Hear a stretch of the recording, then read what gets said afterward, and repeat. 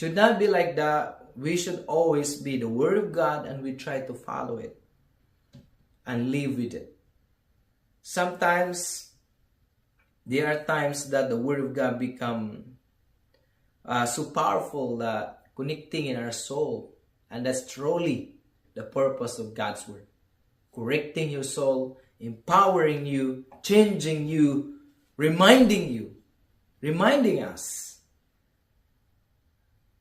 correcting us. And that's our topic today. Why the Word of God is so powerful.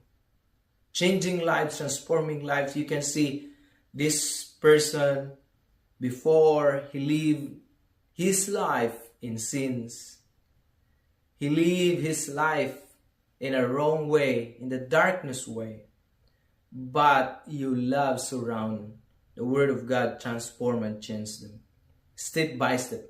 When you truly invest your life to the Word of God, it will transform you completely, amazingly. But if we look to the world, where the world is teaching today, you will lose the essence of God's Word. Here, you can see, my friends, brothers and sisters, in Hebrews chapter 4, verse 12 until verse 13. But usually, let's focus in verse 12.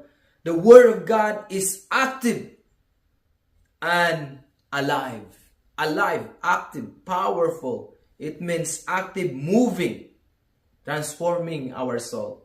So I always say there's a story between a father and his two sons.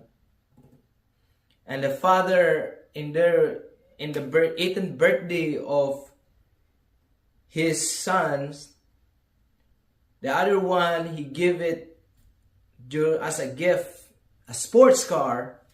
And the other one, he offered a gift, which is a Bible.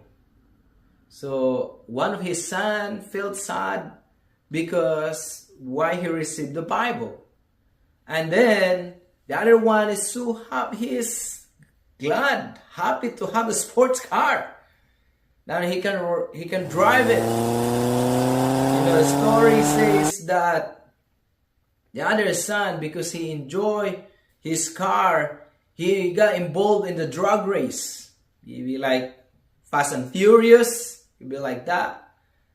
And then he got into a fatal accident and he lost his life at the young age of 18 years old. The father was so